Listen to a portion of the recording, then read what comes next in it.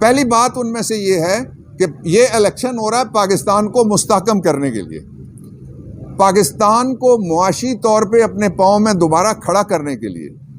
पाकिस्तान खड़ा होने का सफ़र वहीं से शुरू करेगा जो आज से पिछले साल में जब आप जाएंगे जहां पे इमरान खान ने छोड़ा था। तब महंगाई ऐसी नहीं थी, तब बिजली की कीमतें ये नहीं थी, तब गैस की कीमतें ये नहीं थी, तब मुल्क की मैशत पे बेयकीनी ये नहीं थी, तब प्रोडक्शन का जो आज हाल हुआ है, जो हाउसिंग इंडस्ट्री का जो हाल हुआ है, जो मजदूर का हाल हुआ है, जो मिलों का हाल हुआ है, वो सारा आपके सामने है। और अगर आपने फसाद निकालना है तो आप फसाद फैलाएं। पहले फसाद फैलाने का आसान तरीका ये है कि लोगों के हाथ से वोट्स की पर्ची छीन के आरोज फैसले जारी कर दें फलाना जीत गया है, और वोट डालने वालों की बजाय वोट गिनती करने वालों को कहा जाए कि तुमने इलेक्शन का रिजल्ट देना है।